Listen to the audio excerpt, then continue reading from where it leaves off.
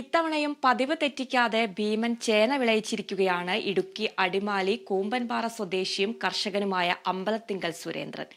ഇത്തവണ സുരേന്ദ്രൻ വിളയിച്ച ചേനയ്ക്ക് 100 കിലോയ്ക്കടുത്ത് തൂക്കമുണ്ട്.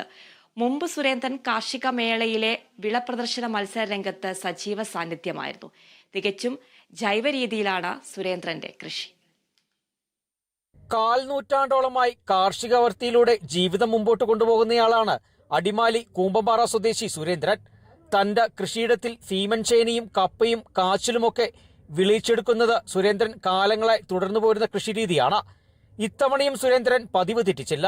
വിളവെടുത്ത ഭീമൻ ചേനയ്ക്ക് 100 കിലോയ്ക്കടുത്ത് തൂക്കം വരുമെന്നും സുരേന്ദ്രൻ പറയുന്നു. ഇത് തികച്ചും ജൈവ രീതിയിൽ കൃഷി ചെയ്യുന്ന ഒരു ചേനയാണിത്. എല്ലാ കൂട്ടം കൃഷിയുണ്ട്. കപ്പയുണ്ടായിരുന്നു, ഇഞ്ചി, മഞ്ഞൾ, കാച്ചിൽ, ഇതെല്ലാം ഏറ്റവും വലിപ്പം കൂടിയ സൈസ് ഞാൻ ഉണ്ടാക്കിയിട്ടുണ്ട്. കൃഷി ചെയ്ത് മേളയിൽ വെക്കാൻ വേണ്ടി മാത്രം ഉണ്ടാക്കിയാണ്.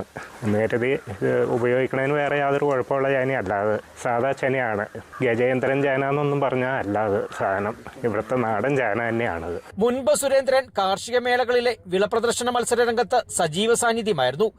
24 വർഷം മുമ്പാണ് ആദ്യമായി സുരേന്ദ്രൻ കാർഷിക മേളകളിലെ വിളപ്രദർശന മത്സരത്തിനായി ഉൽപ്പന്നങ്ങൾ എത്തിക്കാനുള്ള ശ്രമം ആരംഭിച്ചത്. പിന്നീട് അങ്ങോട്ട് എല്ലാ വർഷവും ഭീമൻ കപ്പയും ചേനയും കാച്ചിലുമൊക്കെ വിളയിക്കുന്നത് സുരേന്ദ്രനെ സംബന്ധിച്ച് സാധാരണ കാര്യമായി.